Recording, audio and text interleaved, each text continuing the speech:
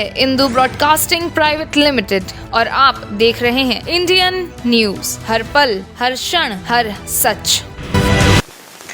Indian news ने दुर्ग collectorate में पहुंचे पत्रकारों से चुनावी चर्चा की। इस दौरान पत्रकारों की सुरक्षा और सुविधाओं के लिए कानून बनाने पर जोर दिया।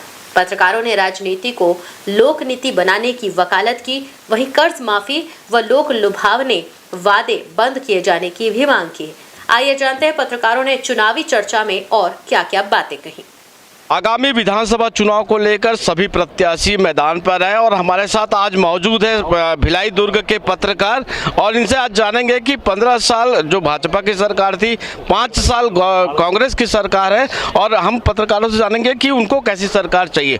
आप इतने सालों से पत्रकारिता कर रहे हैं, आप बताएंगे कि आपने दोनों सरकारें देखी है और कैसा महसूस कर रहे हैं और किस प्रकार की सरकार चाहिए। सतीश जी, बहुत अच्छा सवाल है, बहुत धन्यवाद आपका। जिस प्रकार से आपने कहा कि एक पत्रकार होने की हैसियत से अगर अपनी बात रखने की बात मैं करूं तो पिछले 15 साल और इस 5 साल में पत्रकारों को अपने अधिकार, अपनी सुरक्षा को लेकर कहीं कुछ भी नहीं मिला। जो असुरक्षित माहौल 15 साल के दरमियान था, वही असुरक्षित माहौल इस 5 साल में भी देखने को मिला। अब आम जनता की हैसियत से अगर मैं बात करूं तो बुनियादी सुविधाओं को लेकर जितने तरह की घोषणाएं होती है, ताल ठोकी जाती है, दावे किए जाते हैं, इस तरह की घोषणाएं सड़क पर बहुत कम देखने को मिलती है। केवल सड़क, बिजली, पानी पहुंचाने से ही बुनियादी सुविधाओं की ज़रूरतें, जो आम इंसान की ज़रूरत, आम मतदाता की ज़रूरतें पूरी नहीं होती, बल्कि एक अच्छी शिक्षा, एक अच्छा स्वास्थ्य और एक अच्छा सुसभ्य माहौल भी पत्रकारों को मिलना चाहिए, उनके परिवारों को मिलना चाहिए। एक मतदाता के रूप में और एक पत्रकार के रूप में मैं यही कहना चाहूँगा। बहुत बहुत धन्यवाद। हमारे साथ अनिल गुप्ता जी। गुप्ता जी, बताएंगे कि आपने भी सरकारें देखी है, भाजपा की और कांग्रेस की। एक पत्रकार होने के नाते आप कैसा सरकार चाहते हैं? देखिए, शासन की जो योजनाएं बनती है, चाहे हम किसी भी कोई भी सरकार हो, राज्यों में अगर शासन कोई भी सत्ता में काबिज होता है तो बात ये होती है, योजनाएं ये बनाई जाती है कि अंतिम पंक्ति का जो व्यक्ति होता है, जो लास्ट में बैठता है, जिसको जो सुविधाओं से वंचित हो जाता है, उन तक योजनाएं बनाई जाती है। लेकिन योजनाएं बनती जरूर है, लेकिन क्रियान्वित नहीं हो पाती है।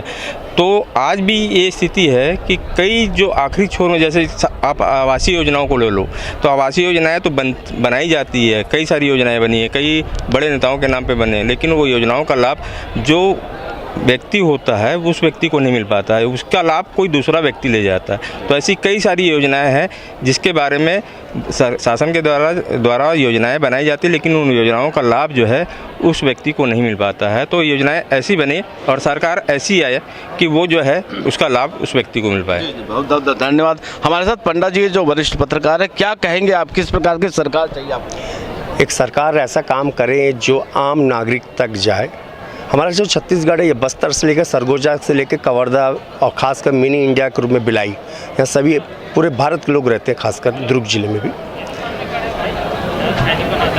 कानून बनता है लेकिन वहाँ तक रह जाता है। कैबिनेट में मीटिंग पास होती है, नियम बनते हैं, लेकिन वहाँ तक रह जाता है, लेकिन नीचे स्तर तक नहीं आता, आम नागरिक तक नहीं आता है। और नियुक्ति होती है तो अपने अपने लोगों को नियुक्ति किया जाता है, यह आरोप लगता है। उसमें कोई भतीजावाद नहीं होना चाहिए। खासकर युवाओं के साथ अच्छी नौकरी निकले। कोई सड़क बनता है तो पहले मैंने ये देखा था, सुना भी था कि कोई ठेकेदारी करता है तो बी किया हुआ आदमी हो, सिविल इंजीनियर हो, लेकिन आजकल नेताओं के बनाए हुए चमचे खुद ही ठेकेदारी करते हैं, चाहे सरकार में हो चाहे नगर निगम में हो।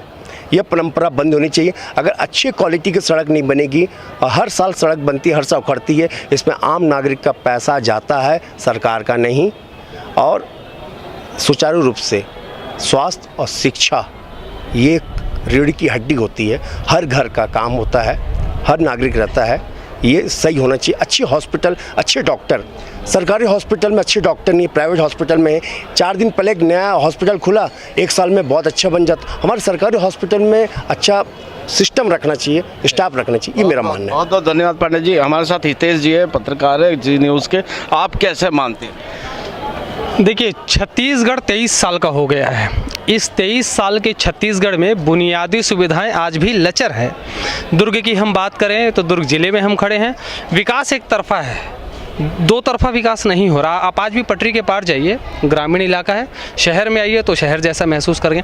और एक बड़ा सवाल एक ये है कि छत्तीसगढ़ की सरकार की जितनी भी योजनाएं रही हैं वो किसानों पे फोकस रही है, नरवा गरवा गुरवा बाड़ी गाय गोबर इन्हीं तक। तो जब इतनी सारी सुविधाएं हैं उसके बाद भी यदि किसान समृद्ध नहीं हुआ तो फिर इन योजनाओं का लाभ किसे मिला? और फिर चुनाव आते ही फिर से किसानों को कर्ज माफ़ी का एक लॉलीपॉप मिल गया।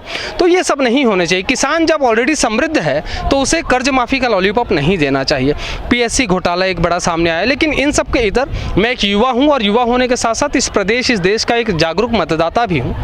मैं तो ये चाहूँगा कि सरकार ऐसी हो जो पहले से लेकर के अंतिम व्यक्ति तक, हर व्यक्ति तक सुविधाएं पहुँचे।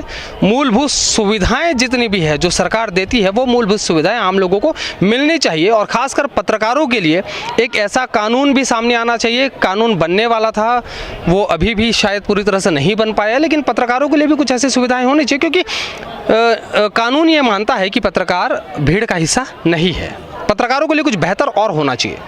हमारे साथ शशिकांत तिवारी जी है और इनसे जानेंगे कि किस प्रकार मानते हैं कि किस प्रकार की सरकार आनी चाहिए जो आगामी सरकार बने। देखिए सतीश बहुत जी, सबसे पहले तो जो राजनीति है उस राजनीति का नाम तो मैं नहीं समझता कि राजनीति होना चाहिए, लोक नीति होना चाहिए।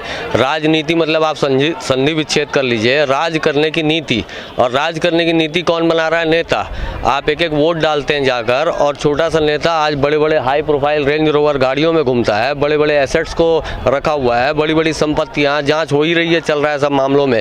और लोक नीति की बात अगर करेंगे तो लोक नीति के नाम पे ना वो बैनर पोस्टर और लोक लुभाने वादे रहते हैं, और उसके बाद में जब अगली बार सरकार बनाना रहता है तो फिर वोट मांगने आते हैं। और फिर वोट मांगने के समय अभी आजकल ये बोलना चाहिए कि लॉलीपॉप देने का एक ट्रेंड हो गया है कि हम आपको इतना देंगे, हम आपको ये फ्री दे देंगे, हम आपको वो फ्री दे देंगे। ये फ्री की राजनीति बंद होनी चाहिए। आखिर नेता क्या अपनी जेब से देता है? नेता या तो जिसे फ्री दे रहा है तो उसे फ्री तो दे रहा है, लेकिन उसका पैसा आपके हमारे टैक्स के पैसे से काट के दे रहा है। तो ना यहाँ पर शिक्षा अच्छी बन पाई, सरकारी स्कूल ध्वस्त हैं, प्राइवेट स्कूल में लोगों को पढ़ना पड़ता है, सरकारी अस्पताल ध्वस्त हैं, प्राइवेट स्कूलों में अस्पतालों में लोगों को भेजा जाता है। शिक्षा स्वास्थ्य मूलभूत आवश्यकता, लोगों के नलों में पानी नहीं है, किसानों के खेतों में पानी नहीं है, किसानों के खेतों को मट्टी वाला खाद खरीदना पड़ रहा है। तो ये सरकारी नीतियाँ जो हैं ये कागजी दिखावे हैं, और मैं नहीं समझता कि किसी भी राजनीतिक जो शक्ति है उसमें ये अच्छा शक्ति जागी कि कोई जनता के लिए सोचे। जो इस प्रकार की सरकार, मतलब आप जिस प्रकार कहा कि जो लॉलीपॉप वाली राजनीति बंद होनी चाहिए, तो किस प्रकार का सरकार छत्तीसगढ़ को चाहिए? देखिए, सरकार उसकी होती है, सरकार का नुमाइंदा अगर कोई चुनिंदा व्यक्ति रहता है तो उसको जनता के लिए सोचना है, उसको जनता के लिए। आपको सिंहासन इसलिए नहीं मिला है कि आप उस सिंहासन के हीरे मोती चुरा कर भाग जाएं। सिंहासन इसलिए मिला है कि आप जनता के बीच जाएं, उस सिंहासन पर ज़्यादा देर ना बैठें। आप जनता के बीच उन सड़कों पर जाएं जहाँ जनता पिस पिस के मर रही है। आप उन नदियों में जाएँ जहाँ पर आपने पुल बना दिया लेकिन CCTV आज तक नहीं लगा। आप 200 करोड़ 500 करोड़ 1000 करोड़ ऐसे ऐसे विकास की बातें करते हैं, लेकिन उन सड़कों पर, उन नालियों पर, उन नलों पर क्या स्थिति है? आप भी पत्रकार हैं, आप जानते हैं। तो इन व्यवस्थाओं को अगर हम लोग व्यवस्थाओं को नहीं दे सकते, कब तक हम लड़ेंगे? कब तक हम ये कहेंगे कि हम विकास के मुद्दों पर चुनाव लड़ रहे हैं? हर नेता आता है, यहाँ जितने भी अभी नेता आ रहे हैं, विकास का मुद्दा, उनको पूछोगे विकास का मुद्दा क्या है तो समझ ही नहीं आता उनको। बोलेंगे सड़क बनाएंगे, नाली बनाएंगे। अरे तो कब तक बनाओगे?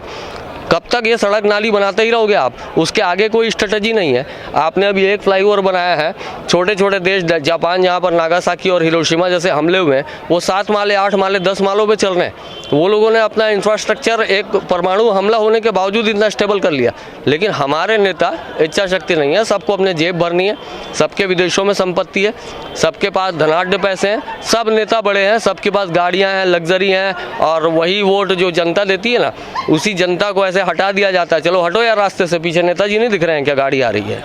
बहुत बहुत धन्यवाद। आपने ये थे भिलाई दुर्ग के बुद्धिजीवी पत्रकार जिनका दावा है कि अगर मूलभूत सुविधाएं सरकार नहीं देती तो वैसी सरकार को नहीं रहना चाहिए, और सरकार केवल जो जनता का हित सोचे ऐसी सरकार वो चाह रहे हैं। कैमरामैन अरुण के साथ सतीश बौद्ध, दुर्ग।